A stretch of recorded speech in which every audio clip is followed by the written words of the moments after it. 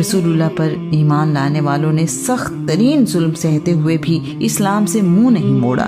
وہ اس بات پر مطمئن ہیں کہ اللہ نے انہیں ایمان کی دولت عطا کی ہے۔ آج کا عنوان یہ شہادت گہے الفت میں قدم رکھنا ہے۔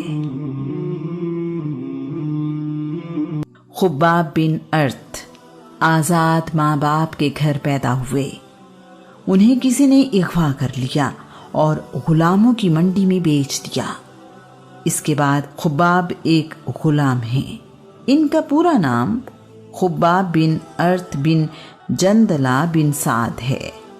رسول اللہ صلی اللہ علیہ وآلہ وسلم خباب بن ارت کو پسند کرتے اور ان کے پاس آ کر بیٹھتے ہیں۔ اسلام کی سچائی بہت جلد خباب کے سامنے عیاں ہو گئی اور یہ ایمان لے آئے ہیں۔ یہ لوہے کے کام کے کاریگر ہیں۔ انہیں تلواریں، نیزے، تیر اور ڈھالیں بنانے میں مہارت حاصل ہے۔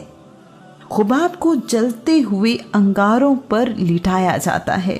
اس کے ساتھ ایک آدمی خباب کے سینے پر پاؤں رکھ کر کھڑا رہتا ہے، یہاں تک کہ ان کے جسم کی چربی سے یہ آگ بجھ جاتی ہے۔ اس طرح خباب کے جسم کو بار بار جلایا جاتا ہے۔ ان کی مالکن کا نام ام انمار ہے۔ ان کی مالکن کو خباب کے رسول اللہ پر ایمان لانے کی خبر ملی تو اس کے غصے کی کوئی حد نہیں ہے۔ ام انمار نے لوہے کا ٹکڑا جلتی ہوئی بھٹی میں رکھ دیا ہے۔ لوہا گرم ہو کر انگارہ بن گیا تو اس نے وہ ٹکڑا اٹھا کر خباب کے سر پر رکھ دیا ہے۔ خباب شدید تکلیف میں ہیں۔ ام انمار خباب سے مطالبہ کر رہی ہے کہ نیا دین چھوڑ دو ورنہ یوں ہی جلا جلا کر جان سے مار دوں گی۔ ایک دن خباب نے رسول اللہ سے عرض کی ہے، اللہ کے رسول، میری مالکن مجھ پر بہت ظلم کرتی ہے۔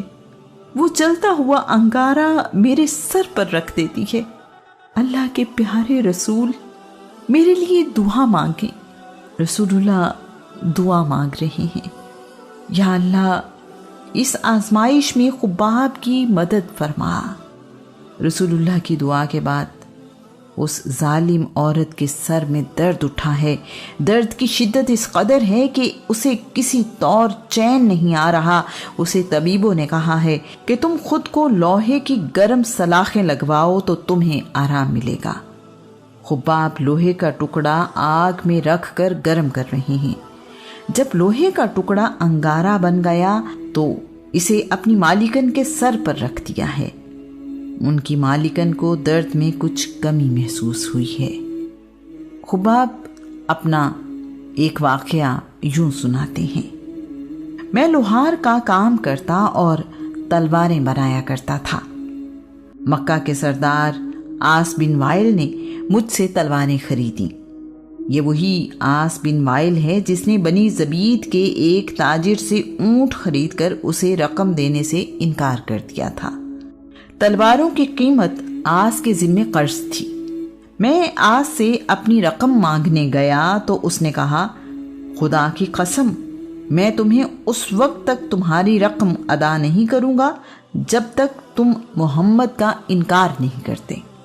میں نے غلام ہونے کے باوجود بڑی جرت سے جواب دیا، خدا کی قسم، میں اللہ کے رسول کا انکار ہرگز نہیں کروں گا یہاں تک کہ تو مر جائے اور قیامت کے دن تجھے قبر سے زندہ اٹھایا جائے۔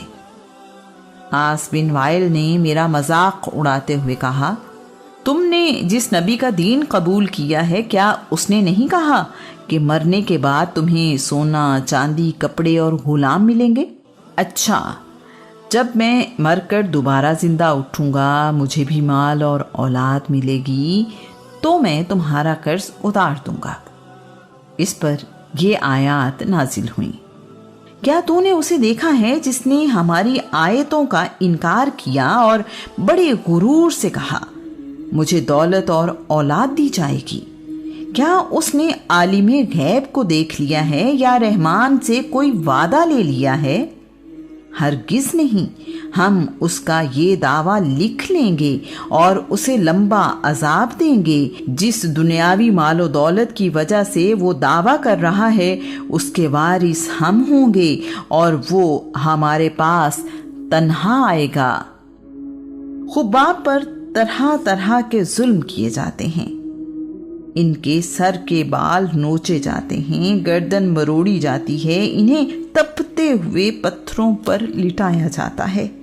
خباب بن ارت مدینہ ہجرت کرنے تک ظلم و ستم سہتے رہے۔ ہجرت کے بعد ہی ان کو اس مصیبت سے نجات ملی۔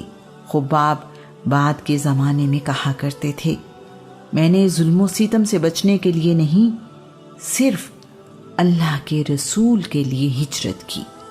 عمار بن یاسر بھی ان لوگوں میں شامل ہیں جن کے لیے زندہ رہنا مشکل بنا دیا گیا ہے۔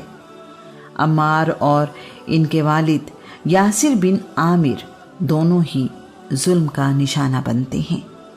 یاسر بن عامر تو ظلم و ستم سہتے ہوئے اپنی جان سے ہی ہاتھ دھو بیٹھے ہیں۔ یاسر اسلام کے دوسرے شہید ہیں۔ پہلی شہید عمار کی والدہ سمیہ ہیں۔ یوں عمار بن یاسر کے دونوں والدین قریش مکہ کے ظلم سے شہید ہوئے ہیں۔ اس کے علاوہ ان کے بھائی عبداللہ بن یاسر کو بھی ایمان لانے کے جرم میں تیر مار کر شہید کر دیا گیا ہے۔ عمار کو بھی آگ کے ساتھ سزا دی جاتی ہے۔ عمار ان بے بس لوگوں میں سے ایک ہیں جنہیں پناہ دینے کے لیے کوئی قبیلہ موجود نہیں ہے۔ عمار پر اس قدر ظلم کیا جاتا ہے کہ وہ اپنے ہوش و حواس ہی کھو بیٹھتے ہیں۔ ان کی زبان سے ایسے الفاظ نکلتے جو نہ کسی اور کو سمجھ آتے، نہ خود عمار کو۔ بعد کے زمانے میں عمار نے قمیص اٹھا کر اپنی پیٹھ دکھائی تو جگہ جگہ سے ان کی جلد جلی ہوئی تھی۔